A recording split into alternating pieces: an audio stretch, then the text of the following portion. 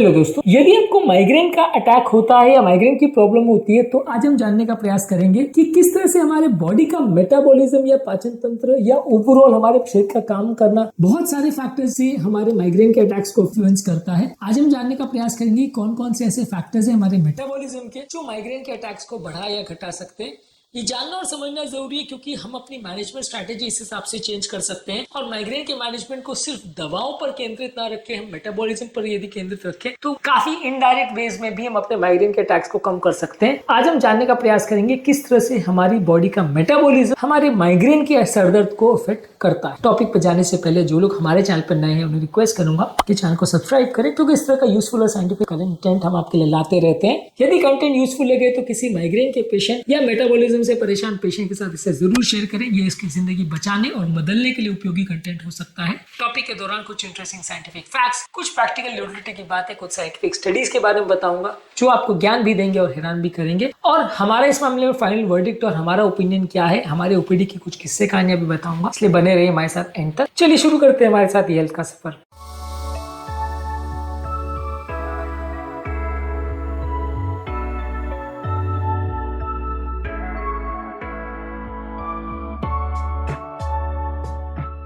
कई तरह के रैपिड मेटाबॉलिक फ्लक्चुएशन जैसे शुगर लेवल, इंसुलिन लेवल, ये सारी चीजों में अगर फ्लक्चुएशन होते हैं तो वो माइग्रेन के पाथवेज को एक्टिवेट कर सकते हैं। यदि हमारी बॉडी में अगर ग्लूकोज लेवल सडनली चेंज होता है तो माइग्रेन का इंसिडेंस बढ़ जाता है। ऐसा 2017 में एक आर्टिकल में दिखाया गया था जहाँ पे ग्लूकोज स्विंग्स काफी माइग्रेन के अटैक्स को ट्रिगर करते हैं और उसको इन्फ्लुएंस करते हैं। रिसेंटली हमारे पास एक 32-year-old फीमेल आई थी जिनकी माइग्रेन की इंटेंसिटी बढ़ जाती थी जब कभी भी वो अपना खाना मिस करती थी और भूल जाती थी। काफी लोगों को इस तरह के ट्रिगर्स होते हैं। हंगर हेडेक्स भी काफी लोग को होते हैं जहां पर खाना नहीं खाने की वजह से या खाना मिस करने की वजह से अक्सर लोग को हेडेक होता है। इसके अलावा अगर आपका शुगर लेवल सडनली लो भी हो जाता है तो वैसे लोग को भी माइग्रेन ट्रिगर हो सकता है। लो ब्लड शुगर भी अपने आप में एक माइग्रेन का ट्रिगर माना गया है। 2016 में एक आर्टिकल में दिखाया गया था कि हाइपोग्लाइसीमिया भी माइग्रेन का एक इंपॉर्टेंट ट्रिगर है। तो यानी शुगर फ्लक्चुएशन अगर हो रहा है, मेटाबॉलिज्म फ्लक्चुएशन हो रहा है, इंसुलिन लेवल फ्लक्चुएशन हो रहा है और शुगर अगर सडनली लो हो रहा है तो ये माइग्रेन को ट्रिगर कर सकता है। इसके अलावा सेल्स का जो पावर हाउस होता है माइटोकॉन्ड्रिया, ये हमारे मेटाबॉलिज्म के साथ काफी लिंक्ड होता है और ये अगर प्रॉपर्ली काम नहीं करता है तो ब्रेन का एनर्जी लेवल्स अफेक्टेड हो जाता है। न्यूरॉन्स को मिलने वाला एनर्जी अफेक्ट होता है और इसकी वजह से भी माइग्रेन की फ्रीक्वेंसी बढ़ सकती है। 2015 में एक आर्टिकल में बताया गया था कि माइटोकॉन्ड्रियल एफिशिएंसी अफेक्ट हो सकती है और वो माइग्रेन के अटैक्स को इन्फ्लुएंस कर सकता है। इसके अलावा हमारे हार्मोन्स और हमारा मेटाबॉलिज्म भी काफी हद तक हमारे माइग्रेन के अटैक्स को इन्फ्लुएंस कर सकता है।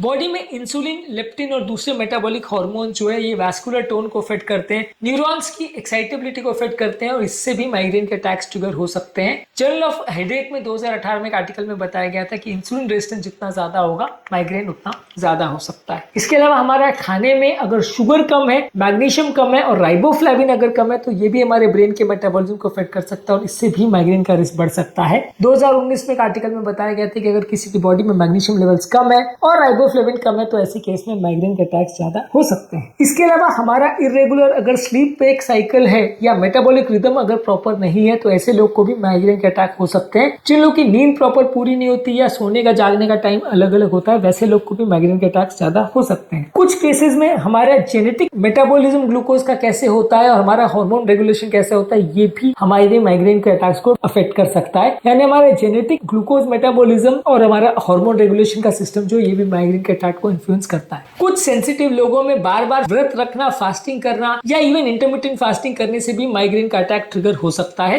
कुछ लोग का पेट का माइक्रोबियल फ्लोरा भी माइग्रेन और इन्फ्लेमेशन को अफेक्ट कर सकता है। यदि हमारा पेट का नेचुरल माइक्रोबियल फ्लोरा हेल्दी है तो माइग्रेन के अटैक्स कम होंगे, इन्फ्लेमेशन ब्रेन में कम होगा। यदि वो अनहेल्दी है तो माइग्रेन के अटैक्स भी ज्यादा हो सकते हैं। इसके अलावा यदि आपको मानसिक तनाव है और उससे कॉर्टिसोल जो कि एक स्ट्रेस हार्मोन है वो अगर बॉडी में बनता है तो ये भी हमारे माइग्रेन के थ्रेशोल्ड को कम कर सकता है और माइग्रेन के अटैक को बढ़ा सकता है। इसके अलावा अगर किसी व्यक्ति को अगर मेटाबॉलिक सिंड्रोम है और कोलेस्ट्रॉल लेवल्स का प्रॉब्लम है, इंसुलिन रेजिस्टेंस ज्यादा है तो ऐसे लोग को भी माइग्रेन के अटैक्स ज्यादा हो सकते हैं।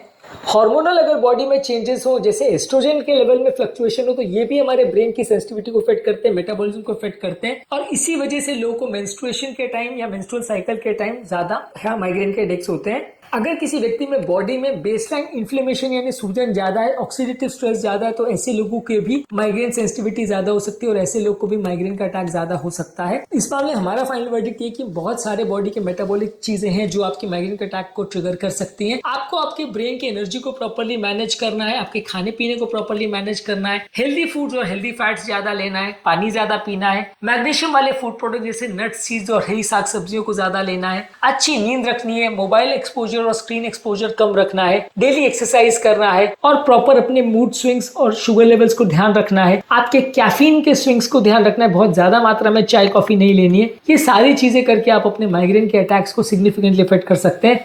तो यहाँ पर बगैर दवा को चेंज किए या बगैर दवा की इंटेंसिटी को बढ़ाए बहुत सारे तरह से हम अपने माइग्रेन के अटैक को इन्फ्लुएंस कर सकते हैं, जिसके बारे में फोकस करना, ध्यान देना जरूरी है, क्योंकि ये सारी चीजों पर फोकस करके आप अपनी दवाओं की रिक्वायरमेंट को बहुत कम कर सकते हैं। उम्मीद करूंगा कि आज के टॉपिक में कुछ नई बातें जानने को मिली होगी। जो लोग हमारे चैनल पर नए हैं उन्हें रिक्वेस्ट करूंगा कि चैनल को सब्सक्राइब करें। हमारे चैनल का पर्पज है हेल्थ एजुकेशन के द्वारा लोग को हेल्दी बनाना, और इस मिशन में आप हमारे सहभागी बन सकते हैं चैनल को सब्सक्राइब करके। आपके कमेंट्स हमें जानने में मदद करते हैं कि आपको हमारा कंटेंट कैसा लग रहा है, प्लस हमारे लिए मोटिवेशन और इंस्पिरेशन का भी काम करते हैं। इसलिए वीडियोस को देखते रहिए, शेयर करते रहिए और हेल्थ के सफर में आगे बढ़ते रहिए।